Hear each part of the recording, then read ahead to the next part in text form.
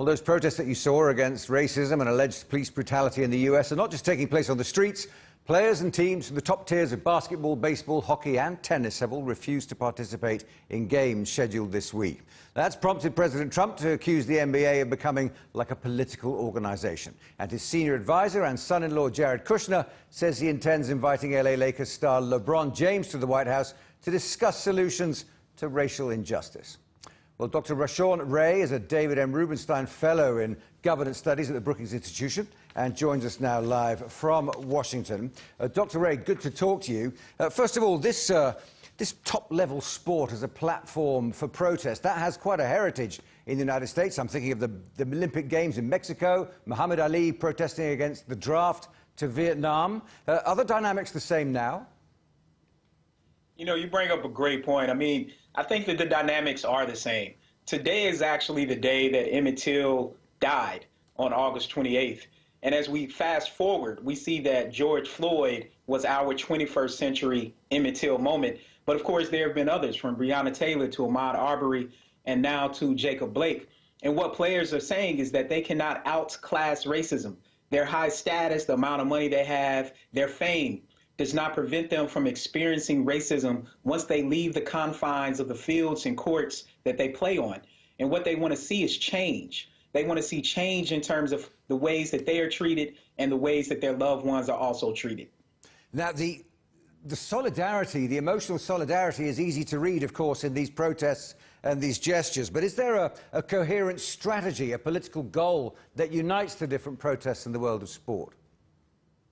I think that's one of the main questions that people are asking. I mean, in professional sports in the United States, we're seeing it across the board, not just the NBA, but the WNBA wearing T-shirts with 7 red dots and holes in it to symbolize what happened to Jacob Blake, to the NHL, to Major League Baseball, Major League Soccer, and the like. We've seen a collective voice. It's something that we haven't seen before. Them highlighting that collectively is really, really important. And now, is what's the next step. I think there are a series of things that professional athletes should be asking for. One of the main things is that their tax money in local cities should not be used for civilian payouts for police misconduct when a police officer kills or hurts someone. Now, President Trump's on record as calling the NBA a political organization. Jared Kushner's invited LeBron James to the White House, which could be seen as a positive. What's the best play in that? Well, I'm not sure if LeBron James will go, but I will say this, that one thing that Shirley Chisholm taught us, one thing that we know from the great late John Lewis, is that if you're not at the table, you're on the menu and someone's eating you for lunch. And I think that when there are opportunities to sit at the table, that after there's been a protest, Dr. King taught us that after direct action, there's a negotiation. And the negotiation is now happening for transformative police reform, which I think what professional athletes should be advocating for is the passage of the George Floyd Justice and Policing Act to go before the Senate to pass to become federal law. That is the most progressive and transformative form of police reform, and that will do a lot to change America. Now, for that, they do need political support, don't they? And, of course, the White House has already criticized, even attacked the demonstrations in Wisconsin and other states. The Biden campaign is also distancing itself from the looting and the violence that's been taking place. So where does that core of support lie, and how does it work within the body politics with both parties currently distancing themselves from the antagonism?